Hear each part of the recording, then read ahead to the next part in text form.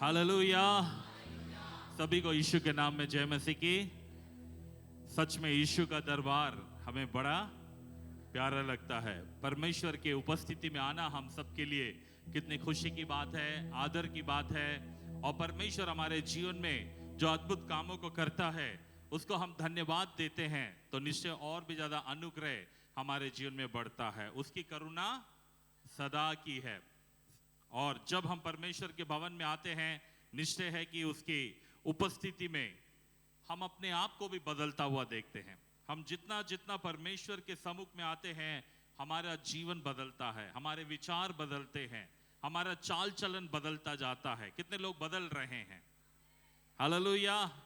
हमारे अंदर में परमेश्वर एक बदलाव को देख रहा है, वो कर रहा है। परमेश्वर ने हम सबको कहीं ना कहीं से, कोई दलदल की कीच में था, तो कोई पाप के जकड़न में था, कोई शैतान के बंधन में था, तो कोई संसार के उलझनों में था। हम कहीं ना कहीं पर भटक रहे थे, लेकिन धन्यवाद हो परमेश्वर का प्रेम का, जिसने हम सबको इस सही मार्ग में लेकर आया। क्योंकि यीशु ही मार्ग है, यीशु ही सत्य है और यीशु ही जीवन है। और जब हम इस मार्ग में चलना शुरू करते हैं, हमारे आगे आगे चलने वाला हमारा परमेश्वर, वो हमारे लिए सीधे मार्गों को निकालता है।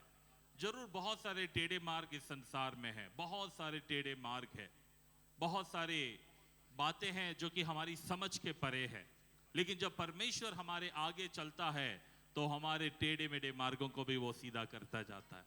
इसीलिए हमें लगातार उसके पीछे चलना चाहिए और उसकी आवाज को हमें सुनना चाहिए, जो हमसे वो बात करता है।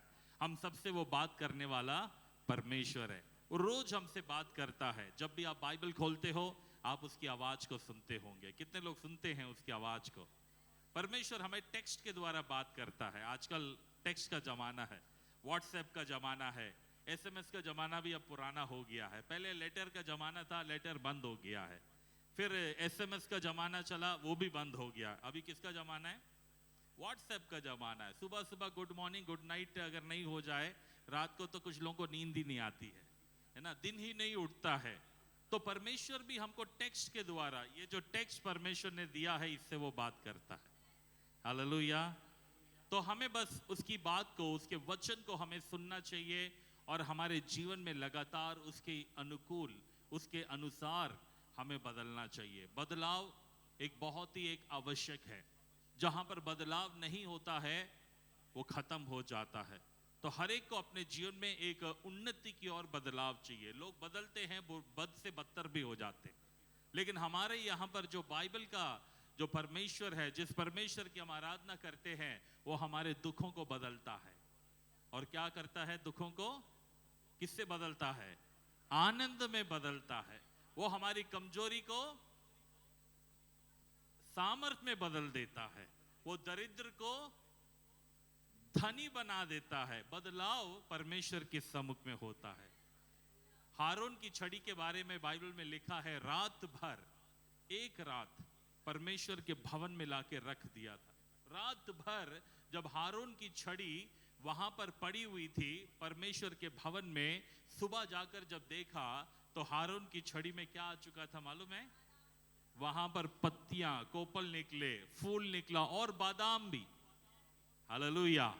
एक रात में परमेश्वर उस सूखी हुई हड्डी को, उस सूखी हुई छड़ी को अगर बदल सकता है, आपको और मुझको भी वो बदल रहा है। ताली बजा के हम उस परमेश्वर का धन्यवाद करें जो हमें बदल रहा है। और लगातार हमें बदलना चाहिए, हमें इंप्रूव करना चाहिए, हमें तरक्की करना चाहिए अपने जीवन में। ऐसा नहीं कि मैं 15 साल पहले, 10 साल पहले, 5 साल पहले जैसे मैं चर्च में आया था, प्रभु में आया, आज भी मैं वैसे ही हूं। बल्कि हमको ये कहना चाहिए, पहले मैं बच्चा था, अब मैं सियाना हो गया हूं। हालेलुया। पहले हम दूध पीते हुए बच्चों के समान हम विश्वासी थे। नया नया विश्वासी कैसा होता है?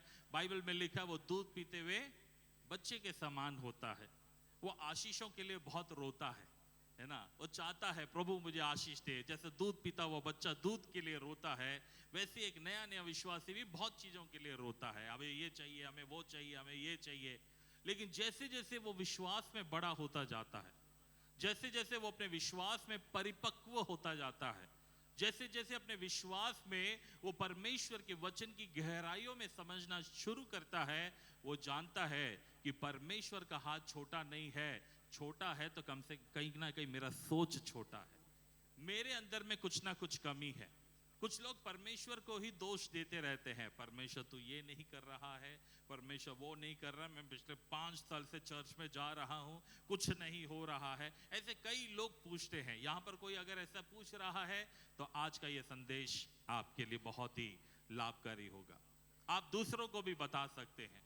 मैंने देखा है कि कुछ लोग परमेश्वर के पीछे चलते जरूर है लेकिन परमेश्वर की सुनते नहीं है। चलते जरूर है लेकिन सुनते नहीं है। अगर सुन भी लेते हैं तो मानते नहीं हैं। अगर मानते भी है तो खुशी से नहीं मानते। कहीं ना कहीं पर कुछ ना कुछ कमियां कहां पर है। अपने पड़ोसी को देखकर पूछो, अब उसको बताओ मेरे अंदर कमी है। अच्छा अब ऐसा बोलो, तेरे अंदर कमी है। देखा कितना खुशी से बोला है अभी लोगों ने। जब मेरे अंदर कमी है बोला तो सबका चेहरा उतरा हुआ था। जब ये कह रहे थे तेरे अंदर कमी है, खुशी से बोल रहे थे, है ना। लोग दूसरों की कमियों को झट देखते हैं और ये अच्छी बात है, खूबी है ये। इसीलिए परमेश्वर ने पति और पत्नी को बनाया, एक दूसरे की कमी को बताने के लिए, है ना। और ये सच में परमेश्वर का बड़ा अद्भुत रचना है कि हमारी कमियां हमको दिखती नहीं है। हमें खुद अपनी कमी किसी को पता नहीं चलती। जिसने अपनी कमी को जानना शुरू कर दिया वो परिपक्व हो गया। और जब तक हम अपनी कमियों को नहीं जानते ना, हम दूसरों की कमियों को बहुत देखते हैं। हम दूसरों को कहते हैं कि ये गलत है, वो गलत है, ऐसा नहीं है, वैसा नहीं है। और इसीलिए परमेश्वर ने हमें एक परिवार दिया है, हम एक दूसरे की कमियों को बताते रहे, है ना। बट अच्छा नहीं लगता सुनना, लेकिन दूसरों को बोलना बड़ा अच्छा लगता है कि तेरे अंदर बहुत कमियां हैं, है ना। तो आज की सुबह एक कमी जो हम सभी को जानना बहुत आवश्यक है कि क्यों हमारे जीवन में आशीषों में रुकावट है। परमेश्वर जो देने को तैयार है और वो दे चुका है। बाइबल में लिखा है जो आंखों ने नहीं देखा, जो कानों ने, जो हमारी चित्त में भी नहीं आई, वो सब कुछ परमेश्वर ने अपने प्रेम करने वालों के लिए तैयार करके रखा है। सभी बोलिए तैयार है।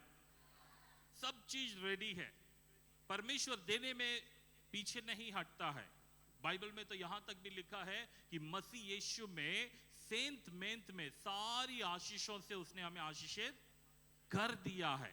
स्वर्गीय स्थानों पे परमेश्वर ने हमारा डिपॉजिट करके रख दिया है। परमेश्वर दे चुका है। वो इंसान नहीं है जो कहता है कि मैं दूंगा और ना दे।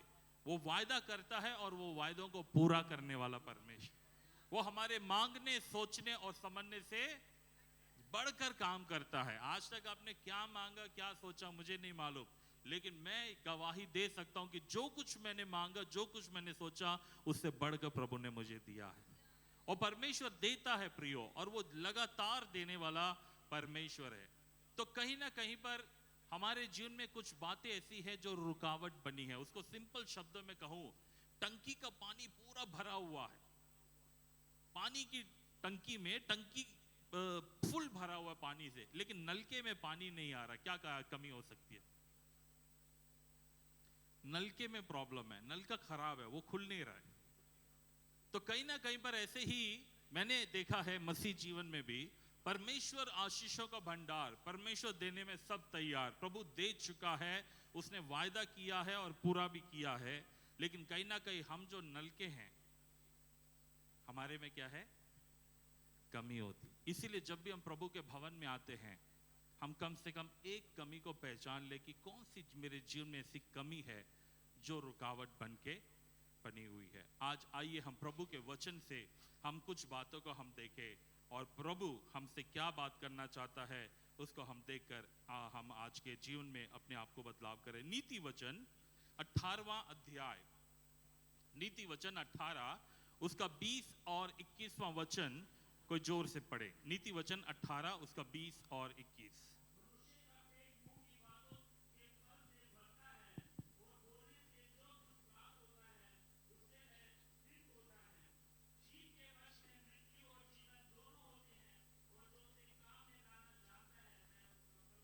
मनुष्य का पेट मुंह की बातों के फल से भरता है। आज तक तो कई लोग सोच रहे थे मनुष्य का पेट सिर्फ खाने से भरता है।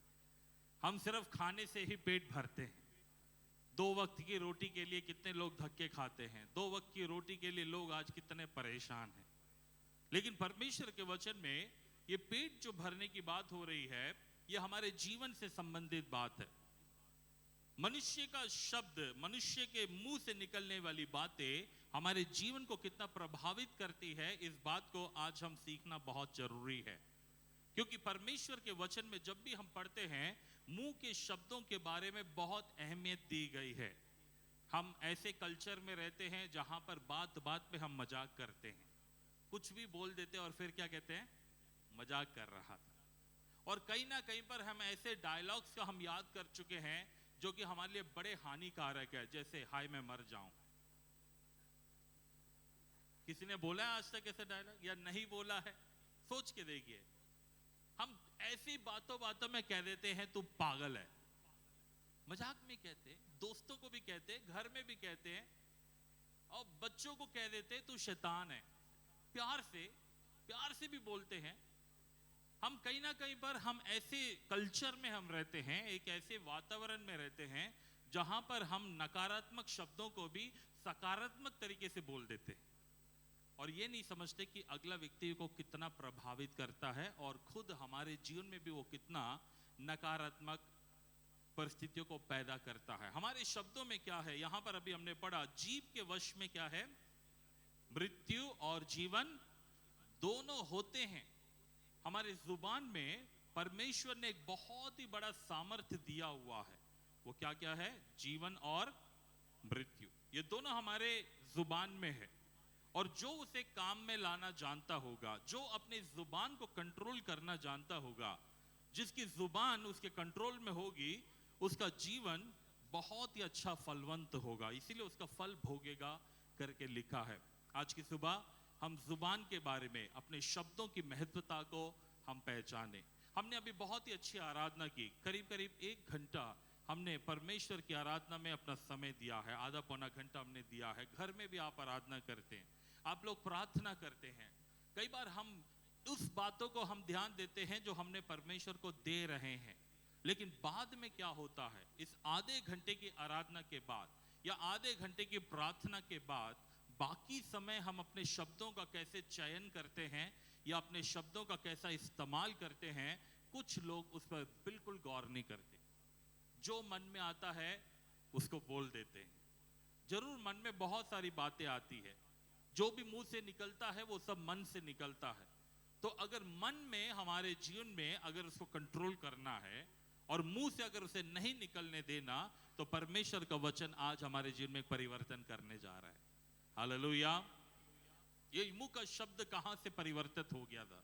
जब परमेश्वर ने आदम और हव्वा को बनाया, तो बाइबल में लिखा, परमेश्वर ने अपने स्वरूप में और अपनी समानता में बनाया, इक्वल पावर दिया हुआ है। मनुष्यों को जानवर जैसा नहीं बनाया। दिल्ली का कुत्ता, चेन्नई का कुत्ता और अमेरिका का कुत्ता एक ही भाषा बोलता है, मालूम है क्या?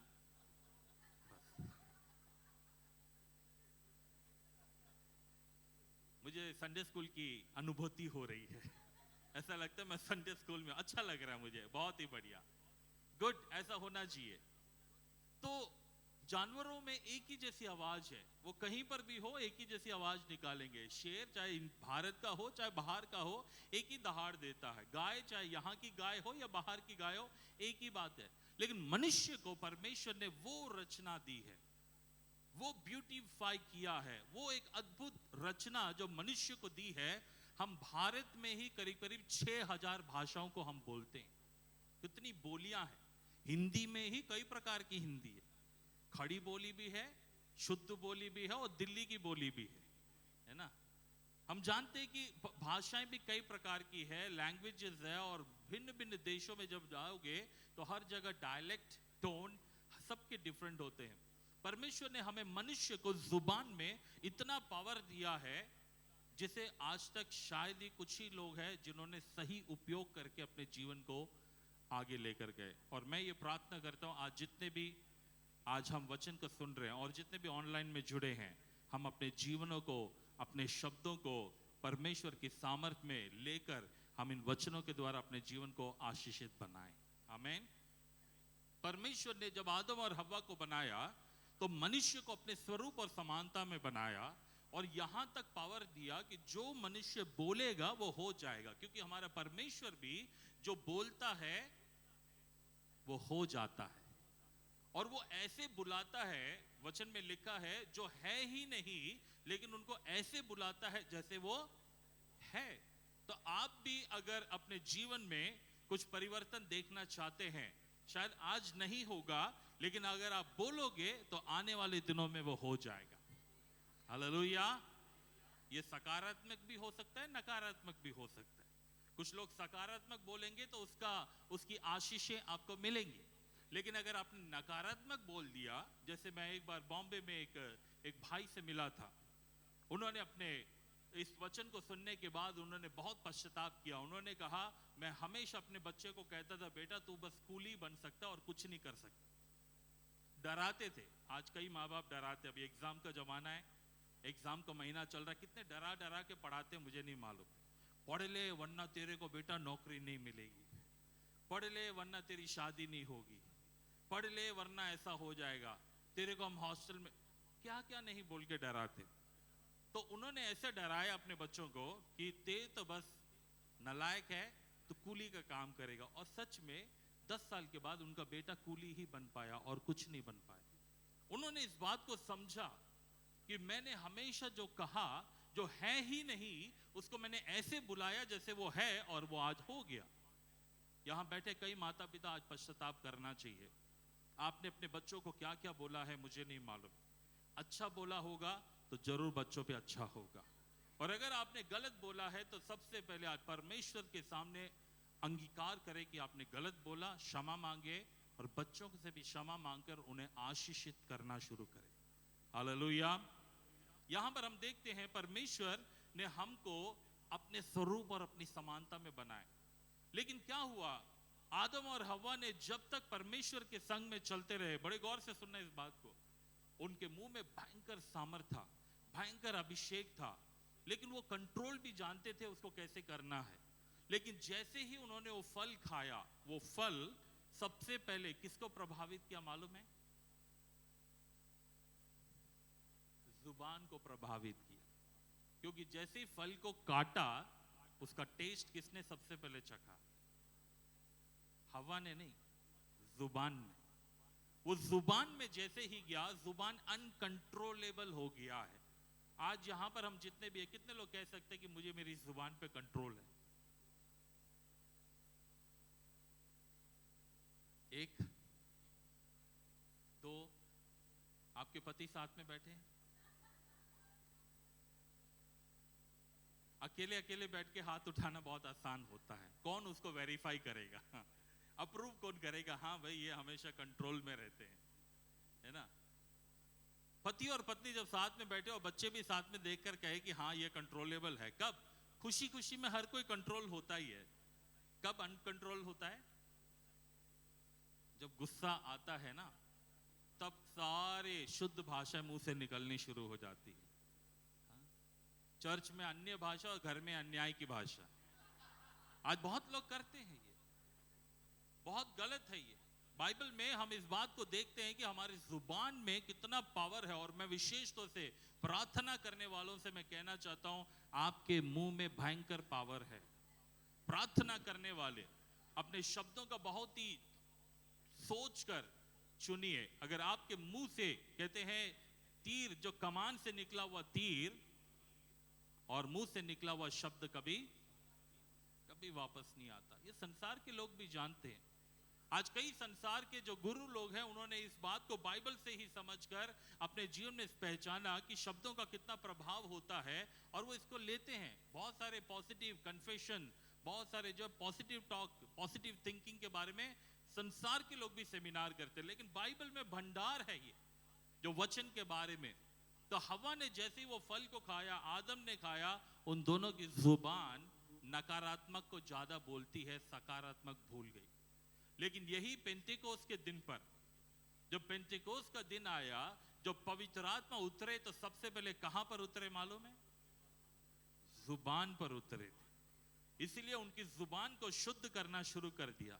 पवित्र आत्मा ने उनके मुंह के वचनों को सबसे पहले शुद्ध करना शुरू किया और लोग अन्य भाषा में प्रभु की आराधना करने लग गए। हालेलुया। आज हम अपनी जुबान के बारे में बहुत चीजों को सुनने जा रहे हैं। पूरा दिन भी होगा तो कम पड़ जाएगा, लेकिन समय की सीमा में हम कुछ बातों को बहुत ही गौर से हम देखें। कुछ वचन को फटाफट हम पढ़े। हमें जुबान को क्या करना चाहिए? ओके, नीति वचन 10 का 19 को पढ़े।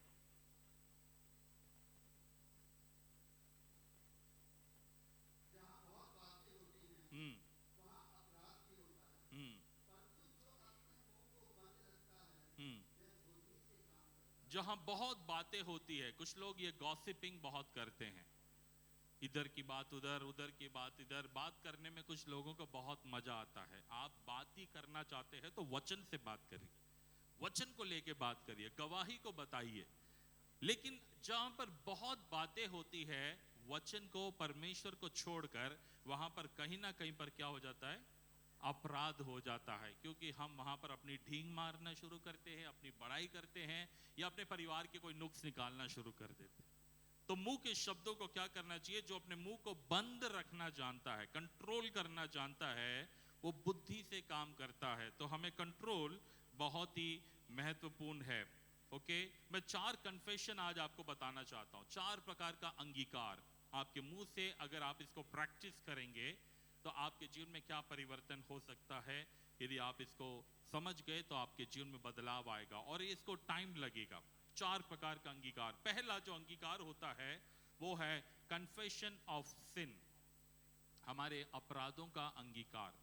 नंबर 1 पढ़ेंगे, पहला यूहन्ना पहला अध्याय उसकी 8 और 9वीं आयत। पहला यूहन्ना पहला अध्याय उसकी 8 और 9वीं आयत।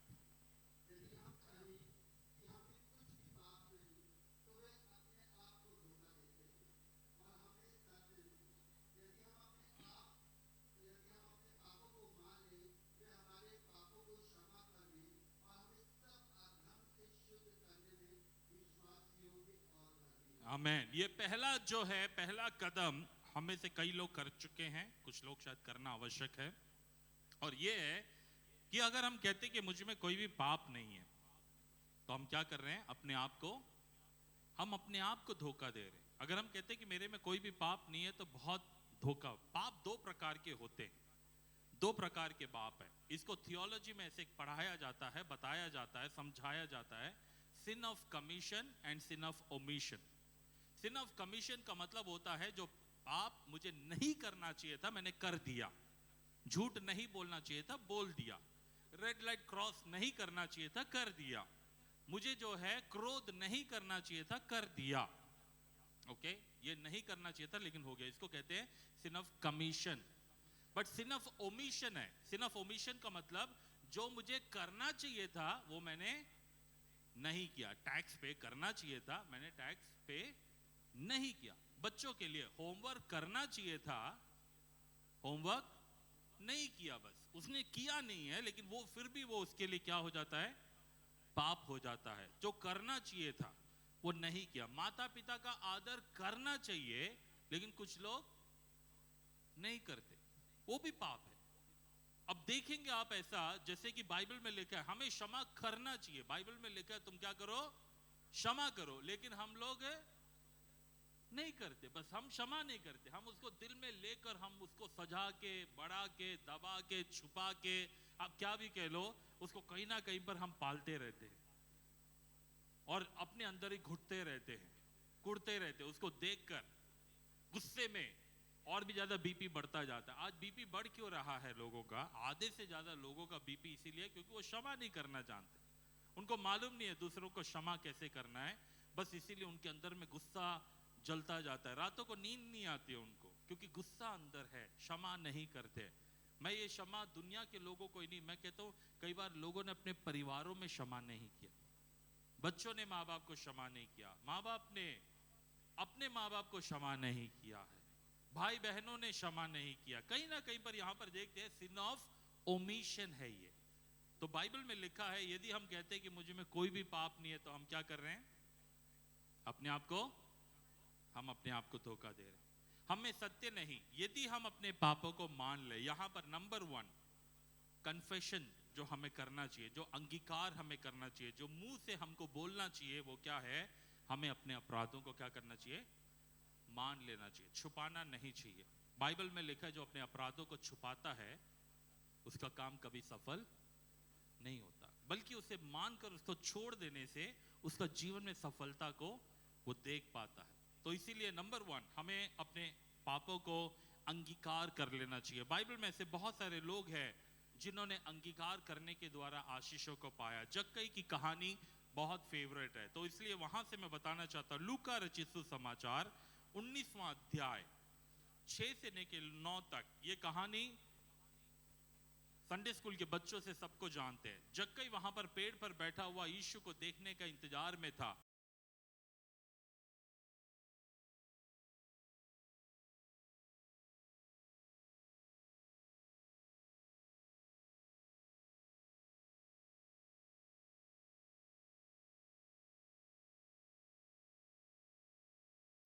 जब यीशु अपनी मीटिंग को पूरा करके वहां पहुंचे, उन्होंने जक्कई को देखकर कहा उतर के आ जा, और आगे से हम पढ़ेंगे लूका 19:6 से 9।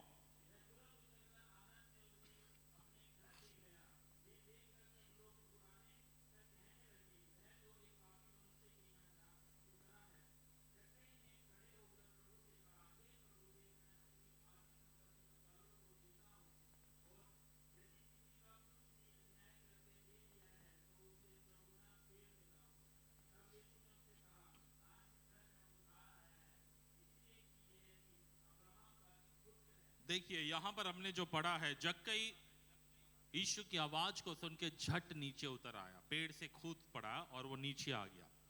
यीशु मसीह चाहते तो कह सकते थे, जक्कई तू मेरे लिए इतनी देर से बैठा है, चल तू क्या चाहता है बता, मैं तेरे लिए प्रार्थना करना चाहता हूँ, मैं तुझे आशीष देना चाहता हूँ, बोल सकते थे, लेकिन बोला नहीं। क्या कहा जक्कई को? आज मैं तेरे घर आना चाहता हूँ। परमेश्वर हमारे घर में आने में बहुत इंटरेस्टेड है। और वो जब घर आने की बात हुई, अब साथ में चलना शुरू कर दिया, दोनों चल रहे हैं, साथ साथ चल रहे हैं। लेकिन चलते चलते कई लोगों ने क्या देखा कि ये जक्कई तो बड़ा पापी आदमी है। क्या पाप करता था वो? चुंगी लेता था, ये बड़ा चढ़ा के चुंगी लिया। इसने कई लोगों को लूटा है, 2 नंबर के काम बहुत किए हैं, बहुत पैसे वाला आदमी था। तो जब इसके पास ऐसी जब बातें पहुंची, लेकिन साथ में कौन चल रहे हैं? यीशु साथ में है, लेकिन अभी भी उसके अंदर में कुछ बातें छुपा के रखी। हमारे साथ भी यीशु मसीह चल रहे हैं। यहां पर जितने भी हम आए हैं, हम जानते हैं कि प्रभु हमारे साथ में है, हालेलुया। लेकिन कुछ ना कुछ अंदर छुपा के रखा हुआ है, दबा के रखा हुआ है। 4 लोग जानते हैं कि हमने क्या छुपा के रखा। अब यहां पर जैसे ही सुना तो जक्कई ने एक अंगीकार किया। एक अंगीकार, क्या अंगीकार था? जक्कई ने खड़े होकर प्रभु से कहा, हे प्रभु देख, मैं अपनी आधी संपत्ति क्या करता हूं? कंगालों को दे देता हूं, और यदि किसी का कुछ भी अन्याय करके ले लिया तो मैं उसे क्या करूंगा? उतना ही नहीं दूंगा, सूद समेत जो कुछ मैंने किसी से लूट के लिया या गलत तरीके से लिया, मैं उसको 4 गुना देने को तैयार हूं। ये जैसे ही अंगीकार मुंह से निकला, अब यीशु मसीह ने क्या कहा? पढ़िए उसको।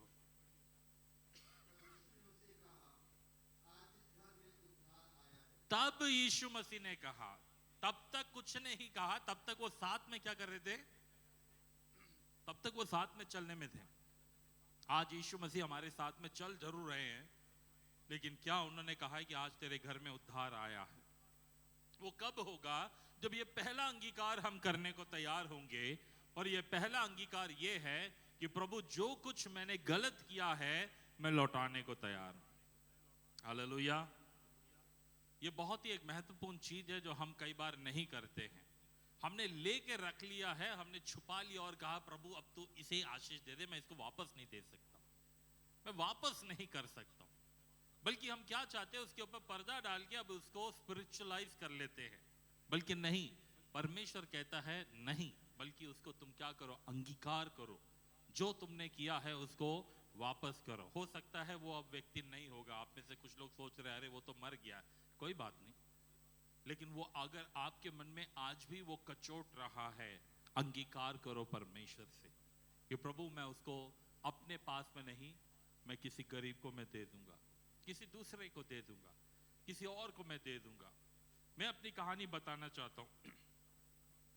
जब मैं 30-31 साल पहले 93 की घटना मैं आपको बता रहा हूं। 93 में जब मेरा उद्धार हुआ, उसके पहले मेरी बहुत जीवन नकारात्मक बहुत थी। मैं कई बार अपनी गवाही दे चुका हूं, और इतना बुरा था कि बहुत सारे गलत तरीके से मैंने बहुत सारे सामानों को इकट्ठा करके रखा हुआ था। बहुत प्यारी चीज थी, मेरे अजीज थे, कुछ ऐसे आइटम थे जो मैंने संभाल के रखे थे, और मैं वो सब लेकर मैं बाइबल स्कूल चला गया पढ़ने के लिए। ठीक है, सामान भी साथ में है और बाइबल स्कूल में भी है। वहां ना तो मैं प्रार्थना कर पा रहा हूं, ना मैं बाइबल पढ़ पा रहा हूं। ये मैं आपको बता रहा हूं 1993 जून 16 से लेके जुलाई 16 तक की 1 महीने की घटना। और 1 महीने तक ना मुझे कुछ समझ में नहीं आ रहा क्या वहां पे पढ़ा रहे हैं, बाइबल क्या है, प्रार्थना क्या है। मेरे अंदर ही अंदर में कुछ घुटन सा था। तब वहां पर एक पास्टर जो थे हमें पढ़ाने के लिए आते थे, तो उनसे जाकर मैंने कहा कि मेरे लिए आप प्रार्थना करो, मेरा मन नहीं लग रहा है। उन्होंने मेरे लिए प्रार्थना करते ही कहा, बेटा तेरे पास कुछ ऐसी चीजें हैं जो तुझे कचोट रही, तूने उसको छुपा के रखा है और वो परमेश्वर को पसंद नहीं है, तू अपने से दूर कर दे उसे। उन्होंने जैसे ही ये कहा तो एकदम मेरे को वही बात ध्यान है कि हाँ वही है।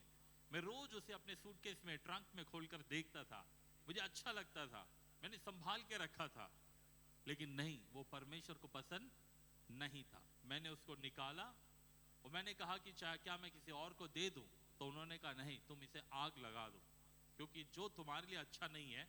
मैंने कहा किसी और दूसरे स्टूडेंट को दे दूं, वहां बाइबल कॉलेज में बहुत और स्टूडेंट्स थे। मैंने कहा किसी और स्टूडेंट को दे दूं, बोले नहीं, ये न्याय संगत वाला काम नहीं था, गलत तरीके से तुमने इसको लिया है, तो तुम किसी भी दूसरे स्टूडेंट को मत देना। मैंने उसको लिया, जाके जला दिया, और जब मैंने जला दिया, आप विश्वास नहीं करोगे, अगले दिन ही परमेश्वर का सामर्थ ने मुझे अभिषेक किया। जो रुका हुआ पड़ा था 1 महीने से मेरे अंदर में, कई बार हम छुपा कर रख लेते हैं। कुछ ऐसी चीजें हैं। आखान बाइबल में एक ऐसा व्यक्ति है जो यरीहो के शहर में जाकर यहोशू के साथ में जाके युद्ध को लड़ा। कितने लोग जानते हैं आखान की कहानी बाइबल में? बहुत ही एक फेवरेट लीडर था वो। यहोशू के साथ में बहुत ही अच्छे अच्छे योद्धा लोग थे, साधारण लोग नहीं थे। प्रार्थना का योद्धा कहो, युद्ध का एक वीर था वो। और यहोशू के साथ में जाकर आखान ने क्या किया, यरीहो नगर को जीत लिया। यरीहो नगर एक असंभव जैसी परिस्थितियां थी, उसको कोई भेद नहीं सकता, कोई तोड़ नहीं सकता। परमेश्वर ने वो चमत्कार किया और वहां पे यरीहो नगर जीत लिया। लेकिन परमेश्वर ने कहा था कि जो अर्पण की हुई वस्तु है उसे कोई भी नहीं उठाएगा, वो सिर्फ परमेश्वर की है, उसे सब खत्म कर देना चाहिए, कोई लेकर नहीं आएगा। लेकिन आखान को बहुत अच्छा लगा कि वो चीज जो है बहुत सुंदर थी, उसने छुपा कर अपने घर लेकर आ गया। जब वो अपने घर लेकर आया तो क्या होता है, अगले दिन यरीहो बहुत बड़ा नगर था जो युद्ध में जीत लिया इस्राएलियों ने। अगले दिन उनको एक छोटे से गांव में जाना था। आई नाम का एक छोटा सा एक नगर था जहां पर उनको युद्ध के लिए जाना था, और बहुत ही कम लोग थे। लेकिन जब वो जाते हैं तो युद्ध में हार जाते हैं। इस्राएली लोग युद्ध में हार जाते हैं। ये जब होता है तो यहोशू रोता है, और यहोशू परमेश्वर के सामने जाकर रोता है। और मैं आपको बताना चाहता हूं, यहोशू अपने पूरे जीवन काल में 40 युद्धों को लड़ा है, सिर्फ एक आई जैसे जगह पर छोटे से युद्ध में वो हारा था। जब वो परमेश्वर से रोता है तो परमेश्वर ने कहा, तू क्यों रो रहा है? प्रार्थना करना बंद कर, जाके अपने लोगों को शुद्ध कर। वो वापस आता है, अपने लोगों में छानबीन करता है, तब पता चलता है एक व्यक्ति, कौन था वो? आखान ने पाप किया और छुपा के रखा। और जब ये पता चला, पूरा का पूरा आखान का परिवार यहोवा की दृष्टि से हटा दिया गया, वो नष्ट हो गए। मैं क्यों बता रहा हूं ये? कई बार परमेश्वर के सम्मुख में आने के बाद भी कुछ लोग छुपा कर बहुत रखते। बहुत लोग हैं सोचते हैं कि हम छुपा कर इस चीज को, हम जो है किसी को पता नहीं चलेगा, जरूर हमारे पास्टर को पता नहीं चल सकता, हो सकता है कि हमारे किसी भी लोगों को नहीं मालूम, लेकिन परमेश्वर सब जानता है। हालेलुया। और परमेश्वर जब जानता ही है, वो कैसे आशीषों को देगा? क्योंकि रुकावट हमारे अंदर है, वो देने वाला तैयार बैठा है, लेकिन ये पहला जो अंगीकार है ये आपके ऊपर है। क्या वो अंगीकार को आप करना चाहते हो? जैसे ही जक्कई ने वो अंगीकार किया, यीशु ने कहा आज तेरे घर में उद्धार आया। हालेलुया। हमारे घर में अगर उद्धार चाहते हैं, हमारे घर में अगर शांति को चाहते हैं, अगर हमारे घर में आप चाहते हो कि परमेश्वर की आशीष आए, कुछ बातें जो आपने छुपा के रखी है या आपने दबा के रखी है जो परमेश्वर को पसंद नहीं है, आज आपको कुछ निर्णय लेना बहुत ही एक उचित समय होगा। मैं विश्वास करता हूं परमेश्वर के वचन में हम अगला देखेंगे, अगला अंगीकार इब्रानियों की पत्री 11वां अध्याय उसकी पहली आयत। अब विश्वास आशा की हुई वस्तुओं का निश्चय और अनदेखी वस्तुओं का प्रमाण है। यहां पर अभी हम दूसरा अंगीकार देखते हैं। ये क्या है? विश्वास जो हम करते हैं, ये विश्वास आशा की हुई वस्तुओं का निश्चय है और अनदेखी वस्तुओं का प्रमाण है। जब हम इस बात को देखते हैं तो ये दिखाता है हमारा अंगीकार ही वो निश्चय है। विश्वास हम सभी करते हैं, लेकिन कितनी बार हम अपने विश्वास का अंगीकार करते हैं? हम कितनी बार बोलते हैं कि नहीं परमेश्वर करेगा। हम प्रार्थना में करते हैं कि प्रभु तू कर, उसके बाद हम ये कहते हैं, कुछ लोग ऐसा कह देते हैं, पता नहीं प्रभु करेगा कि नहीं करेगा। हम कहते हैं प्रभु तू कर, फिर हम किसी को कहते हैं पता नहीं प्रभु करेगा कि नहीं करेगा, पता नहीं परमेश्वर सुनता भी है कि नहीं सुनता है। एक बोलचाल में लोग ऐसे बोल देते हैं, अपने मन की बातों को, अपने दिल को हल्का करने के लिए किसी ना किसी से बात करना शुरू करते हैं। तो faith is not talking about your failure. विश्वास जो है आपके नकारात्मकता को बात करना विश्वास नहीं है, आपके डर के बारे में बात करना विश्वास नहीं है, बल्कि अपने भविष्य के विजय को घोषणा करना ही आपका विश्वास होता है। इसका मतलब आप हमेशा अपने भविष्य को जब देखें, कुछ पॉजिटिव बोलना शुरू करिए, सकारात्मक बोलना शुरू करिए, हमेशा कुछ अच्छा बोलना शुरू करिए। ऐसे नहीं घर से बाहर निकल रहे हैं, अरे लेकर जाओ नहीं तो एक्सीडेंट हो जाएगा। ये क्या, कौन सा अंगीकार है? ये नकारात्मकता है। कौन सा अंगीकार कर रहे हैं? ध्यान से जाओ नहीं तो एक्सीडेंट हो जाएगा। कुछ लोग ऐसे ही नकारात्मक बोलते रहते हैं, उनको नकारात्मक बोलने की आदत पड़ी हुई है। लेकिन आप हमेशा बोलिए प्रभु आपके साथ में है, आज का दिन आपके लिए अच्छा होगा। ये सकारात्मकता है। जब भी आपके पति, आपकी पत्नी, आपके बच्चे जब घर से बाहर निकले, एक आशीष का शब्द बोलकर भेजिए, परमेश्वर आपके साथ में रहेंगे, परमेश्वर आज का दिन आपको बहुत आशीष देंगे, परमेश्वर आज के दिन आपके कामों को सफल बनाएंगे। बच्चों को, अपने परिवार को, अपने लोगों को आप आशीष देना सीखिए। ये विश्वास जो है आशा की हुई वस्तुओं का निश्चय होता है।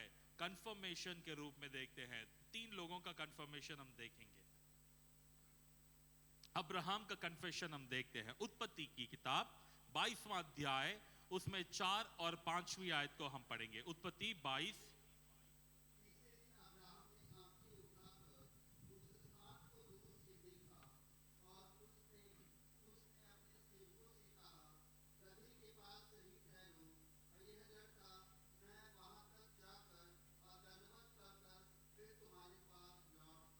अब्राहम की कहानी हम में से कई लोग अच्छे से जानते होंगे।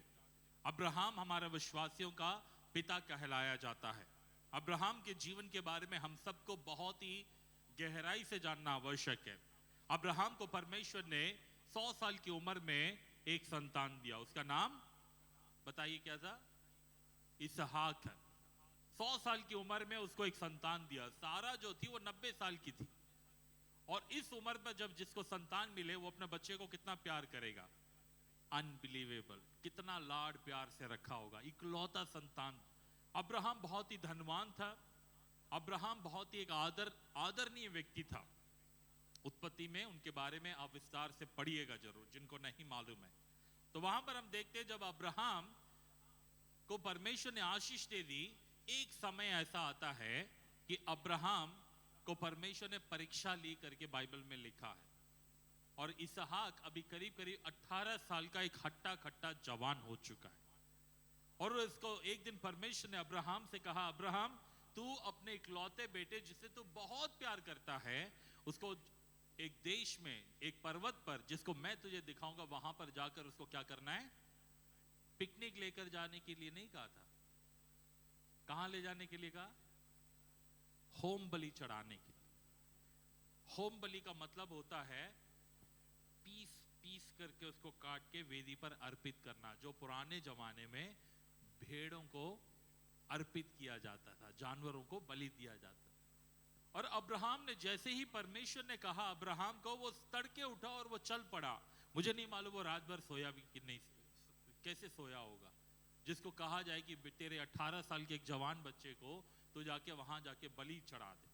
आज हम अपने चर्च में ला नहीं पाते 18 साल के बच्चों को। कितने माताएं पिताएं कहते हैं प्रार्थना करना, बच्चा चर्च ही नहीं आता है। अब यहाँ इतना अच्छा सुंदर चर्च में लाने के लिए कई लोगों को कठिनाई है, सोच के देखिए। लेकिन उस 18 साल के जवान बच्चे को भी कहां ले जाना है? और वो भी अपनी कार में बैठा के, बेटा चल कार में बैठ जा करके लेकर जाने वाला नहीं था। 3 दिन तक चलना था पैदल उनको, पैदल 3 दिन तक। और वहां पर जब जाते हैं तो बड़े गौर से सुनिए, कहानी बहुत लंबी है लेकिन मैं शॉर्ट कर रहा हूं।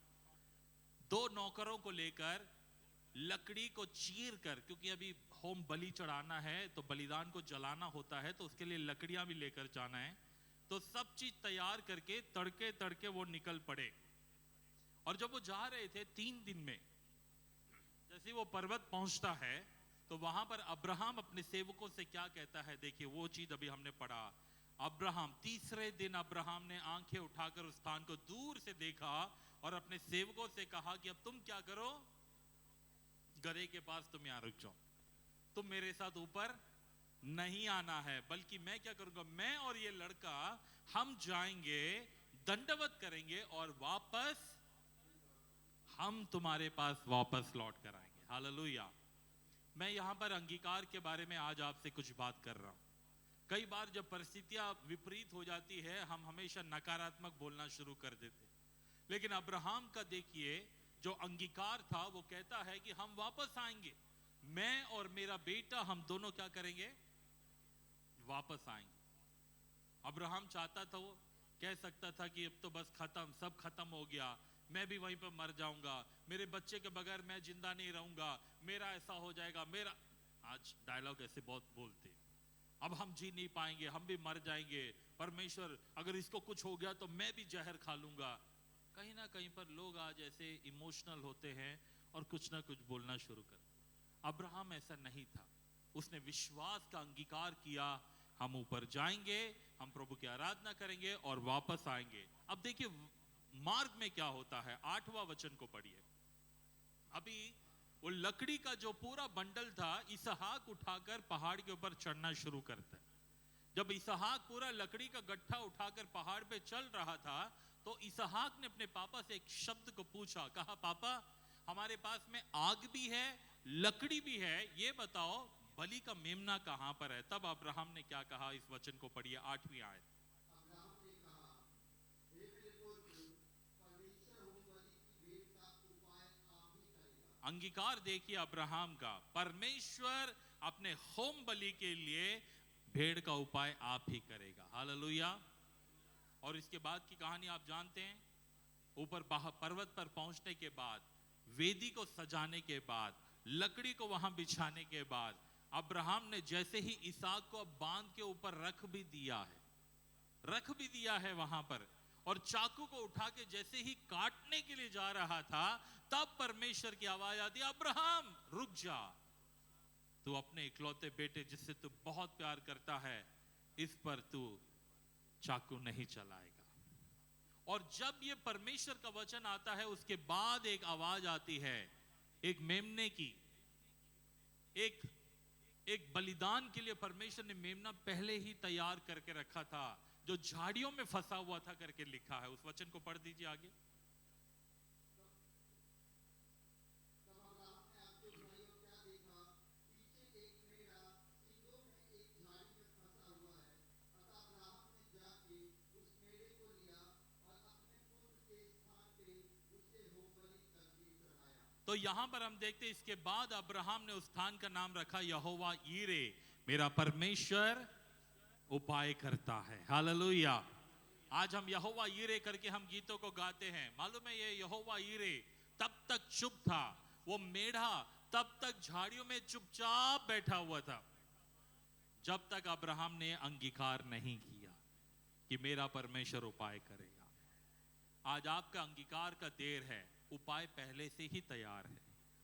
आपका उपाय झाड़ियों में आपका इंतजार कर रहा है कि कब आप अपने मुंह से अंगीकार करोगे कि मेरा परमेश्वर उपाय करने वाला परमेश्वर है।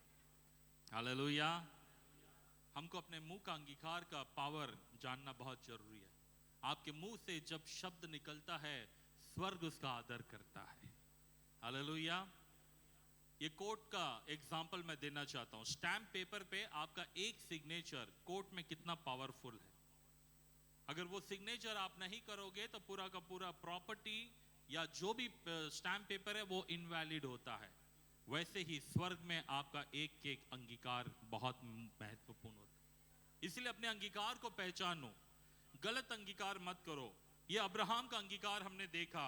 ऐसे ही मैं अब आपको एक और अंगीकार बताना चाहता हूं जो 3 दोस्तों ने किया था जब नबूकदनेस्सर ने उनको आग की भट्टी में डालने की धमकी दी थी। सभी निकाल लीजिए दानियल की किताब 3 अध्याय 14 से लेके 17 आयत तक पढ़ेंगे। नबूकदनेस्सर ने उनसे पूछा, हे शद्रक, मेशक, अबेदनगो, तुम लोग जो मेरे देवता की उपासना नहीं करते और मेरी खड़ी कराई हुई सोने की मूरत को दंडवत नहीं करते, तो क्या तुम जानबूझकर ऐसे करते हो? यदि तुम अभी तैयार हो कि जब नरसिंह, बांसुरी, वीणा, सारंगी, सिताई, शहनाई आदि सब प्रकार के बाजों का शब्द सुनो और उसी क्षण गिरकर मेरी बनाई हुई मूरत को दंडवत करो तो बचोगे, और यदि तुम दंडवत ना करो तो इसी घड़ी धड़कते हुए भट्टे के बीच में डाले जाओगे। फिर ऐसा कौन देवता है जो तुमको मेरे हाथ से छुड़ा सके? आगे शद्रक, मेशक, अबेदनगो ने राजा से कहा, हे नबूकदनेस्सर, इस विषय में तुझे उत्तर देने के लिए हमें कुछ प्रयोजन नहीं जान पड़ता। हमारा परमेश्वर जिसकी हम उपासना करते हैं वह हमको उस धधकते हुए भट्टे की आग से बचाने की शक्ति रखता है, वरन हे राजा, वह हमें तेरे हाथ से भी छुड़ा सकता है। यहां पर अभी जो हमने अंगीकार पढ़ा है, ये विश्वास का अंगीकार। शद्रक, मेशक, अबेदनगो 3 जवान एक दूसरे देश में गुलाम बनकर गए और उनको एक थोड़ा हाई पोस्ट में रख दिया गया दानियल के सहायता से। जब एक बार राजा ने सोने की मूरत बनाई और कहा सबको झुकना पड़ेगा, ये 3 जवान वहां पर झुके नहीं। और जब नहीं झुके तो राजा ने उनको सेकंड चांस दिया। राजा किसी को सेकंड चांस नहीं देता है, लेकिन सेकंड चांस दिया क्योंकि दानियल के दोस्त थे। एक फेवर था, दानियल राजा का फेवरेट आदमी था। जब इनको फेवर मिला हुआ था तो इनको क्या करना चाहिए था? आज के लोग होते तो शायद झुक जाते। थोड़ा सा झुकने में क्या प्रॉब्लम है? जब हमको प्रमोशन मिल ही रहा है, जब हमको कुछ मिल ही रहा है, थोड़ा सा बोलने में क्या जाता है? लेकिन शद्रक, मेशक, अबेदनगो ऐसे नहीं थे, बल्कि उनके अंगीकार को देखिए। जब राजा उनको कहता है तो उन्होंने कहा, शद्रक, मेशक, अबेदनगो ने राजा से कहा, हे नबूकदनेस्सर, इस विषय में तुझे उत्तर देने का हमें कोई प्रयोजन ही नहीं जान पड़ता, कोई मतलब ही नहीं बनता कि आपसे हम बात करें। नो नेगोशिएशन, कोई बार्गेनिंग नहीं, थोड़ा भी नहीं। अंगीकार देखिए इनका। आगे क्या कहते हैं? हमारा परमेश्वर जिसकी हम क्या आप जानते हो कि हम जिसकी उपासना करते वो कैसा परमेश्वर है? कितने लोग जानते हैं? अगर हम अपने परमेश्वर के बारे में जानते हैं जिसकी हम उपासना करते हैं, तो हमारा अंगीकार कभी नकारात्मक नहीं हो सकता। और उन्होंने क्या कहा? जिस परमेश्वर की हम उपासना करते हुए हमको उस धधकते हुए भट्टे की आग से शक्ति रखता है। हालेलुया। इलेक्शन का जमाना है, क्या क्या मुंह से निकल रहा पता नहीं। क्या होगा, अब क्या होगा, बस अब तो जिंदगी खत्म। कई लोग पता नहीं क्या क्या अंगीकार कर रहे हैं। उनको नहीं मालूम है कि हमारा परमेश्वर राजा नहीं, वो राजाओं का राजा है। हालेलुया। वो एक चुटकी में हर परिस्थिति को बदलना जानता है। परमेश्वर चाहे तो कुछ भी वो कर सकता है, उससे कुछ भी असंभव नहीं है। और ये जानते थे 3 जवान लोग इतने अच्छे से कि उन्होंने कहा हमारा परमेश्वर हमें बचा सकता है और वह राजा वह हमें तेरे हाथ से भी छुड़ा सकता है। क्या बोल्ड कन्फेशन था, इतना सा भी उनको डर नहीं था। विश्वास किसे कहते हैं? विश्वास जो है अनदेखी बातों का प्रमाण है। मैं जानता हूं मेरा परमेश्वर मुझे छुड़ा सकता है। हालेलुया। क्या आज हमारे पास में ऐसा विश्वास है, ऐसा अंगीकार है? और ये है द फेथ कन्फेशन, विश्वास का अंगीकार। आपकी परिस्थितियां मुझे नहीं मालूम कौन सी आग के भट्टे के समान है, कितने डरावनी बातें हैं आपके सामने, कौन सी ऐसी परिस्थितियां है जो आपको डरा रही है, मुझे नहीं मालूम। लेकिन क्या आपका अंगीकार ये कहता है कि मेरा परमेश्वर मेरे लिए सब कुछ पूरा कर सकता है, मेरा परमेश्वर मेरे लिए लड़ेगा, मेरा परमेश्वर मेरे लिए युद्धों को जीतेगा, मेरा परमेश्वर मुझे पूंछ नहीं मुझे सर बनाएगा। ये हमें बोलना बहुत ही आवश्यक है। बल्कि हमारा कई बार अंगीकार बिल्कुल नकारात्मक हो जाता है। पता नहीं मेरा क्या होगा, तुमसे शादी हो गई तो मेरी लाइफ ही खत्म ही हो गई। कई ऐसे अंगीकार निकलते हैं जिससे उनका लाइफ पूरा ऐसा लगता है कि पार्टनर के ऊपर डिपेंड है। नहीं, हमारा जिंदगी परमेश्वर पे डिपेंड है। हालेलुया। ये अंगीकार के ऊपर होता है, हम क्या अंगीकार कर रहे हैं, हमारे लाइफ में क्या है। कुछ बच्चे हैं पढ़ाई का भी सोच रहे हैं, एग्जाम का सोच रहे हैं, रिजल्ट का। अब रिजल्ट जैसे आएगा ना हम तो बस खत्म कर लेंगे अपने आप को, कुछ नहीं करेंगे। हमारा रिजल्ट हमारे लाइफ को नहीं बनाता, परमेश्वर हमारे लाइफ को बनाते। इसका यह मतलब नहीं कि पढ़ाई छोड़ के, आज अंकल ने कहा था कि कुछ नहीं है, कोई पढ़ने की जरूरत नहीं है, वो नहीं। आप मेहनत करो। यहाँ कई बच्चे बैठे, कितनों के बोर्ड एग्जाम है या एग्जाम चल रहे हैं, अभी चल रहे हैं, बहुत इंपॉर्टेंट है। पढ़ो, मेहनत करो और अंगीकार करो, मेरा परमेश्वर मुझे जरूर आगे बढ़ने में मदद करेगा। हालेलुया। अंगीकार बहुत ही इंपॉर्टेंट है। अपोस्टल पौलुस ने भी इसका कहा, फिलिपियो 4:13 में कहते हैं, जो मुझे सामर्थ्य देता है उससे मैं सब कुछ। सभी एक साथ हम पढ़ेंगे उस आयत को, सभी अपने बाइबल में निकाले। फिलिपियो 4:13, या स्क्रीन में आप हैं तो आप देखकर एक साथ में हम उसे बोलेंगे। फिलिपियो 4:13, जो मुझे सामर्थ्य देता है उसमें मैं सब कुछ कर सकता। कई लोगों की आवाज ही नहीं आ रही, फिर से हम बोलेंगे, ट्राई करिए।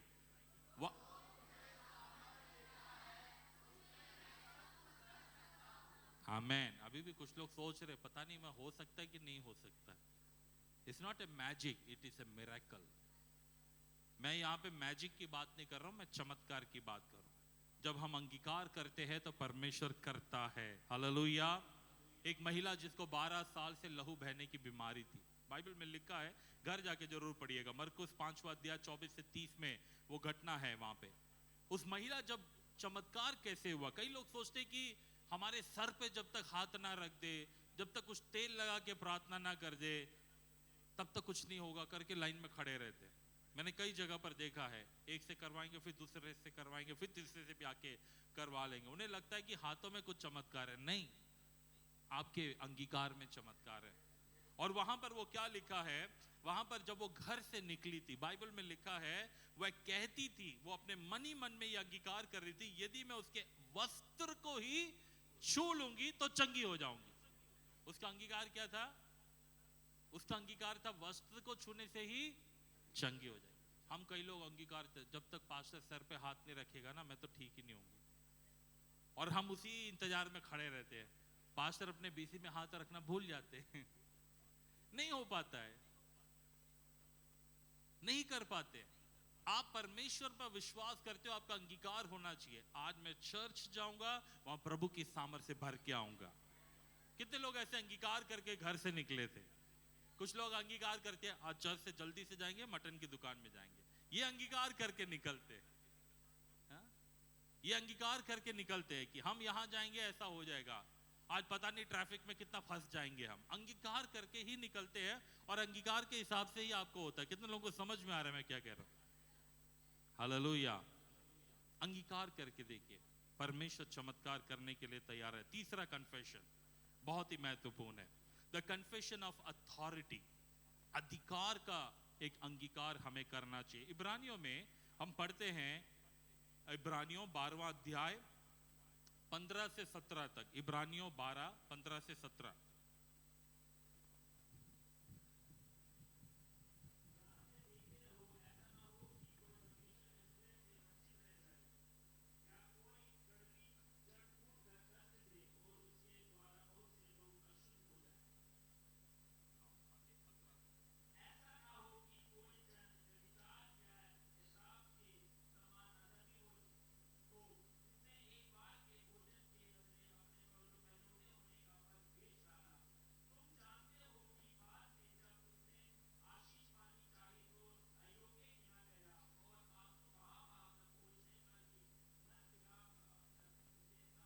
ओके, तो यहां पर अभी जो अंगीकार को हम देख रहे हैं, तीसरा है द कन्फेशन ऑफ अथॉरिटी। आपके अंदर में जो अधिकार का जो अंगीकार है उसे हमें कैसे करना है। एसाव के बारे में लिखा है, वो ज्येष्ठ पुत्र था। हमें से कई लोग अच्छे से कहानी जानते होंगे।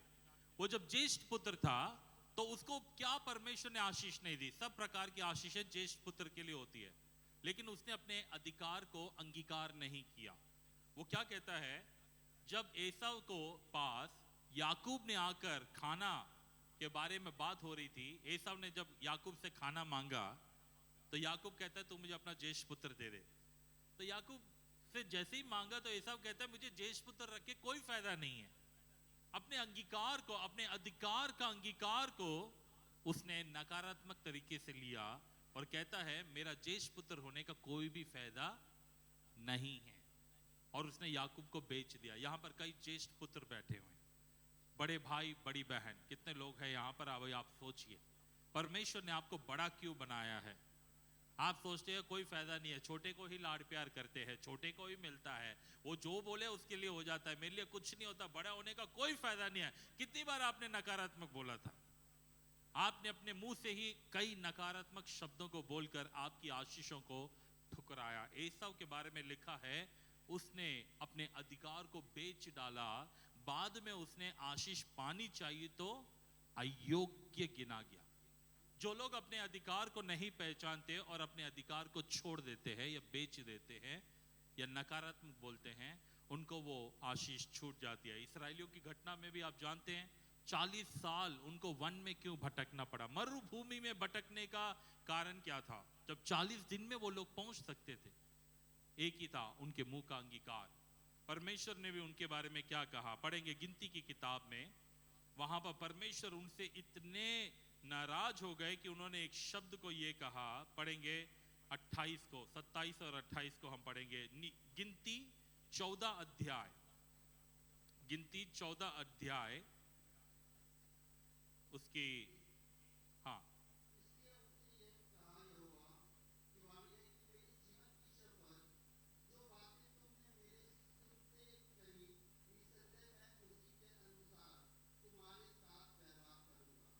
यहाँ पर परमेश्वर कब ये कहते हैं, जब आप 14 अध्याय की शुरू से आप पढ़ते जाओगे, वहां पर लोगों का कुड़कुड़ाना, आए हम तो मर जाएंगे, हम तो मरुभूमि में मर जाएंगे, ये मूसा ने हमको पता नहीं कहां पर लेकर आ गया, परमेश्वर तो हमको खत्म करने के लिए ही लेकर आया है।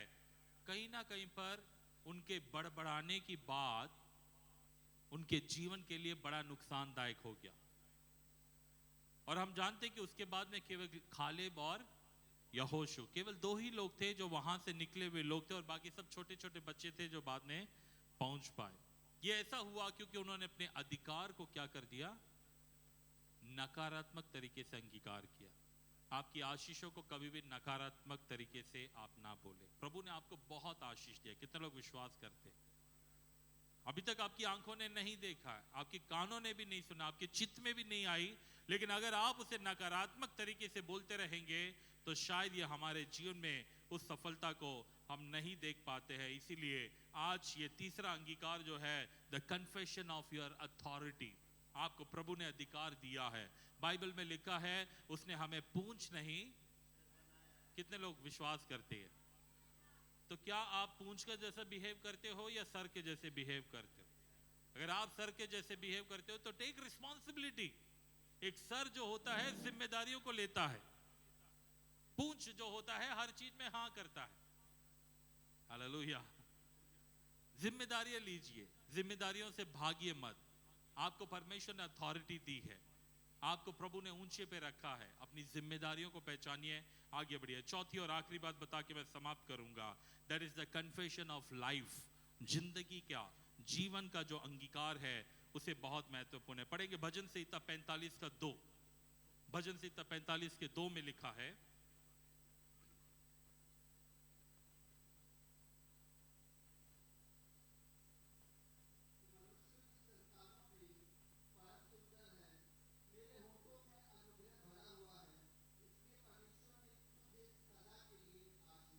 तेरे होंठों में क्या भरा हुआ है? अपने पड़ोसी से पूछिए, तेरे होंठों में क्या भरा हुआ है? आज हमारे शब्दों में क्या भरा हुआ है? अंगारे भरे हैं या अनुग्रह भरा हुआ है? क्या भरा हुआ है? आपके मुंह से जब शब्द निकलते हैं, अनुग्रह भरा हुआ शब्द निकलता है कि नहीं? जिंदगी के बारे में, जीवन के बारे में। कई बार हमारे मुंह से अगर शब्द निकलना शुरू हो जाए तो बाप रे, लोग कान बंद कर ले। घर के लोग कान बंद कर लेते, बोलते ये तो जब देखो बड़बड़ाते रहेंगे, हम नहीं सुनना चाहते, हमारी आवाज लोगों को अच्छी नहीं लगती। लेकिन जब आपके होंठों में अनुग्रह भरा होगा तो परमेश्वर भी आनंदित होता है। इसलिए लिखा, इसलिए परमेश्वर ने तुझे सदा के लिए आशीष दी हुई है। ये जिंदगी के बारे में आपके अंगीकार को दिखाता है। Confess for your life. आप जो कुछ भी करते हैं आपके शब्दों पर डिपेंड होता है।